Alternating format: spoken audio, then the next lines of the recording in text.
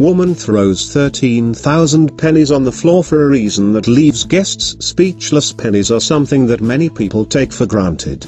After all, they're the least valuable form of American currency, and you can find them practically everywhere, from couch cushions to the grocery store parking lot.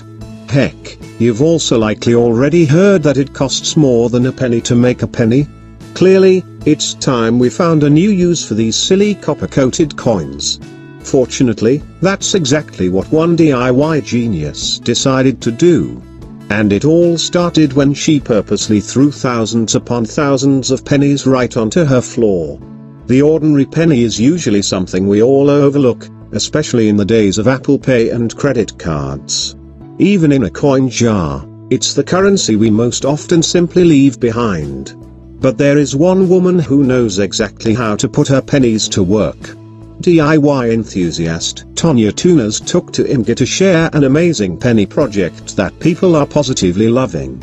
To begin her work, she gathered as many of the copper coins together as she could, and got started placing them in a special design on the floor. For her project, she used about 13,000 pennies, or $130 worth. She also said she employed 10 bottles of Elmer's glue, some grout I found in my basement, and some damn expensive epoxy, $150, a tub of wood filler because plywood is holy and pennies are small, and a few pieces of wood. The finished product, as you'll soon see, was literally worth every penny. Tonya started by measuring the area and locating the precise center of the floor. After that, she drew an axis to use as a guide and glued pennies to the floor to form the shape of a diamond. Next, it was important to let everything dry so she could glue the next set of pennies in place without the whole thing sliding.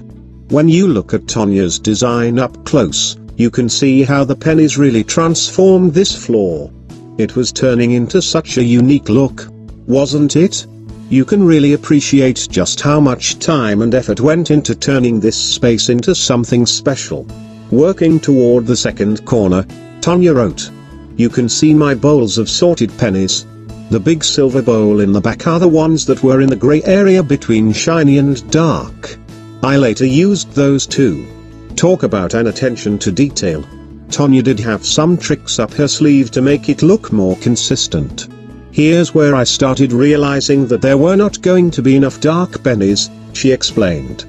"Bought some liver of sulfur to turn them a blue-purple-black color.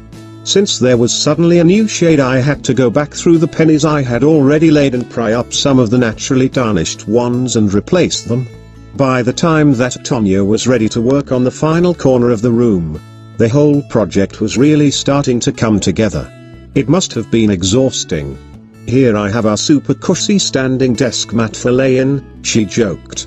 Eventually, with all the pennies in place, Tonya was able to add the finishing layer of epoxy.